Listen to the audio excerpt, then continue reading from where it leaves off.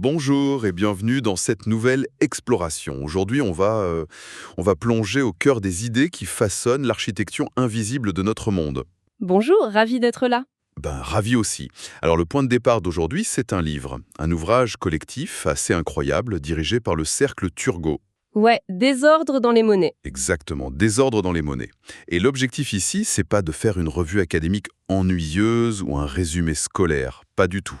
L'idée, c'est plutôt d'extraire la substantifique moelle de ce livre. Mhm. Parce que c'est un ouvrage qui modifie vraiment la grille de lecture de l'actualité économique. C'est pour quiconque cherche à comprendre les forces invisibles qui dictent l'économie mondiale. Et c'est ça qui est fort, c'est que ça s'adresse autant à un professionnel de la finance qu'à un esprit curieux, en fait. Il n'y a pas besoin de maîtriser un jargon technique pour saisir les enjeux. Ouais, l'approche est hyper immersive. Et la problématique posée dès le départ, elle est assez vertigineuse. On se demande comment le système économique mondial a pu basculer d'une mer d'huile, d'une apparente tranquillité, à ce qui ressemble aujourd'hui à une guerre monétaire totalement clandestine. C'est le mot, oui. Une guerre silencieuse. Et la question qui suit, c'est est-ce qu'une véritable stabilité financière mondiale est seulement encore possible aujourd'hui? D'accord? Décortiquons cela. Parce que pour bien saisir la brutalité du choc actuel, il faut remonter un peu le temps. Il faut se replonger dans le climat psychologique d'avant la grande rupture de 2008. L'état d'esprit de l'époque, quoi. Voilà. L'ouvrage retrace très bien cette ère qu'on appelait, avec un peu d'arrogance rétrospective d'ailleurs, la grande modération. Ah oui, la fameuse grande modération. C'est ça. À l'époque, les banquiers centraux partageaient un consensus assez homogène. Ils vivaient dans cette illusion tenace qu'ils pouvaient tout simplement ignorer les taux de change. C'est fou d'y penser aujourd'hui. Bah oui. Pour eux, le dogme, c'était de piloter l'économie en regardant presque uniquement l'intérieur de leurs frontières. Ils ciblaient l'inflation locale, ils lissaient le cycle économique, et ils pensaient que le reste suivrait naturellement. Mais c'est précisément ce qui semble délirant quand on relit ça aujourd'hui. Enfin, comment des esprits aussi pointus ont pu ignorer les déséquilibres massifs qui se creusaient au niveau international? C'était de l'aveuglement volontaire ou... C'était pas tant de l'aveuglement qu'une confiance, je dirais, excessive dans leur propre modèle mathématique. D'accord. En fait, les variations de devises étaient traitées comme des variables d'ajustement automatique, une sorte de bruit de marché qui n'affectait pas vraiment l'économie réelle.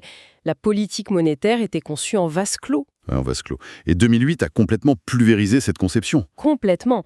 Et l'ouvrage démontre très bien que l'accumulation gigantesque de réserves de change, tout ça, ça ne pouvait plus être ignoré. Cette grande modération, elle masquait l'accumulation d'une énergie destructrice. Ce qui nous amène donc à la fracture post-2008. Le livre décrit un changement radical de paradigme. Les élites financières croyaient vraiment que les taux de change flottants allaient agir éternellement comme des amortisseurs parfaits. Ouais. L'idée qu'une devise allait s'ajuster toute seule, en cas de choc, pour protéger son économie. Mais ça s'est révélé être une chimère absolue. Et c'est là que ça devient vraiment intéressant. Mhm. Le livre aborde la thèse très audacieuse de l'économiste Pascal Blanquet. Il parle d'un retour du protectionnisme, mais sous une forme un peu mutante. Oui, la contribution de Pascal Blanquet, c'est l'une des plus subversives du recueil. Ce qui est fascinant ici, c'est la relecture qu'il fait des politiques modernes. Les fameuses politiques non conventionnelles. Exactement. L'assouplissement quantitatif, l'injection massive de liquidités, le discours officiel dit que c'est juste des outils techniques pour sauver les banques et relancer le crédit. Ouais, c'est ce qu'on entend tout le temps. Mais Blanquet analyse ça comme une arme redoutable de protectionnisme masqué. Attends, il faut qu'on s'arrête là-dessus, parce que l'accusation est lourde. L'argument des banques centrales a toujours été défensif. Et là, il dit qu'il y a une intention protectionniste. Comment il explique ça avec des mots simples? C'est mécanique. Quand une banque centrale inonde le marché de sa propre monnaie, elle fait baisser artificiellement sa valeur. Ok. Et cette dépréciation, elle rend les exportations du pays plus compétitives et en même temps, elle rend tout ce qui est importé beaucoup plus cher.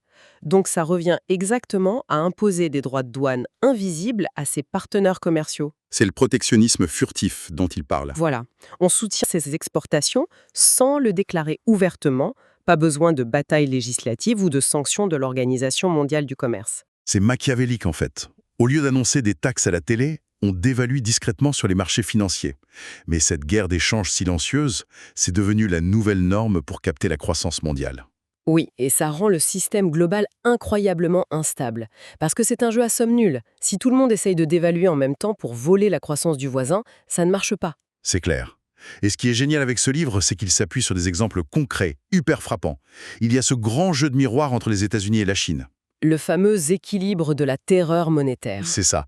Le livre illustre comment la Chine achète de manière frénétique de la dette américaine en dollars pour maintenir sa propre monnaie à un niveau très bas. C'est une symbiose vitale pour eux. Si la monnaie chinoise monte trop, leurs produits deviennent invendables aux États-Unis. Donc ils recyclent leurs excédents commerciaux en bons du Trésor américain. Donc en gros, la Chine finance la consommation américaine pour que les Américains puissent continuer à acheter des produits chinois. C'est un système totalement informel, mais d'une fragilité extrême. D'une fragilité extrême, oui, la Chine accumule des montagnes de dollars et devient dépendante de la politique américaine, et les États-Unis perdent le contrôle de leur dette souveraine. C'est intenable sur le long terme. Surtout avec les tensions géopolitiques actuelles. Et ensuite, la discussion du livre se tourne vers un piège beaucoup plus proche de nous, le cas spécifique de la zone euro. Oui, exploré par Olivier Garnier et Ludovic Subran. Et leur constat est clinique. Il parle du péché originel de la monnaie unique européenne. C'est exactement ça. En supprimant les taux de change internes lors de la création de l'euro, on pensait faire converger les économies. Mais en réalité, l'Europe a créé une fracture brutale. Entre un centre qui accumule et une périphérie qui s'endette. Voilà, un centre dominé par l'Allemagne qui accumule de l'épargne et les pays du Sud qui s'endettent lourdement en perdant leur compétitivité. Si nous relions cela à une vision plus globale, le problème est qu'on a soudé la soupape des sécurités. La soupape de la dévaluation. Oui, avant, un pays en difficulté pouvait dévaluer sa monnaie nationale pour regagner en compétitivité et faire repartir son industrie. Aujourd'hui, privés de cette soupape vitale, ces pays sont condamnés à ce qu'on appelle des dévaluations internes. Et ça, c'est extrêmement douloureux. C'est ce qu'on a vu en Grèce, en Espagne. C'est brutal. Puisqu'on ne peut pas baisser la valeur de la monnaie, il faut faire baisser les prix à l'intérieur du pays.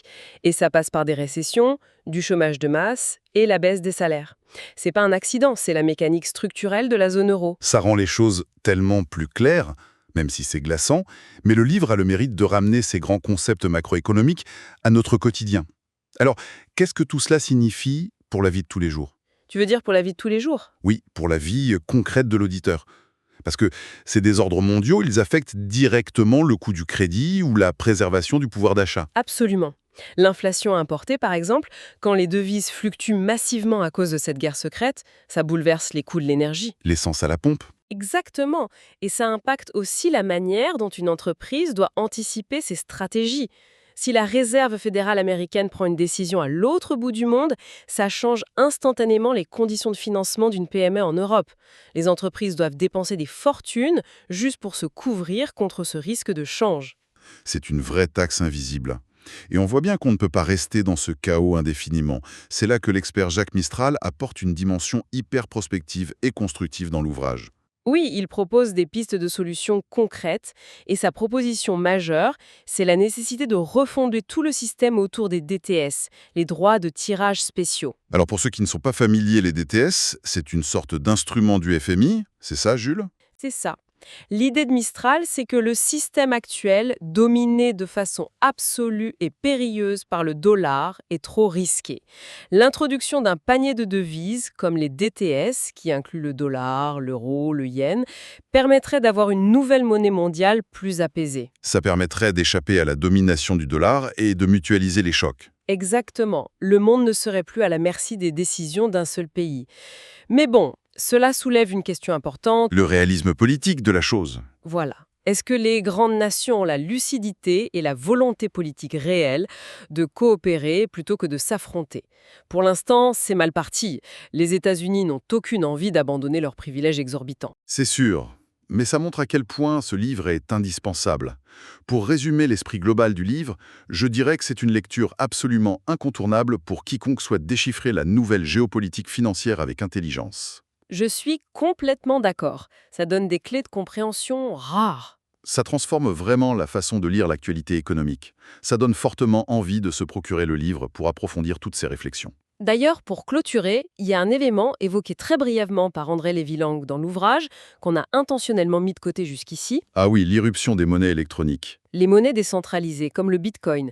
Parce que pendant que les États se battent sur des paniers de devises et des taux d'intérêt, une alternative s'est construite totalement en dehors de leur contrôle. C'est vertigineux comme réflexion finale. Oui, et on peut se demander si la véritable solution au désordre monétaire international viendra d'un grand sommet politique, ou si le prochain étalon mondial surgira plutôt d'un réseau numérique, un réseau hors du contrôle des banques centrales et des États. Une vraie rupture technologique face au protectionnisme furtif. Eh bien, ça laisse énormément matière à réflexion. Merci d'avoir partagé cette analyse brillante. Et merci à tous de nous avoir suivis dans cette plongée fascinante. Continuez à explorer et à interroger le monde qui nous entoure. À très bientôt.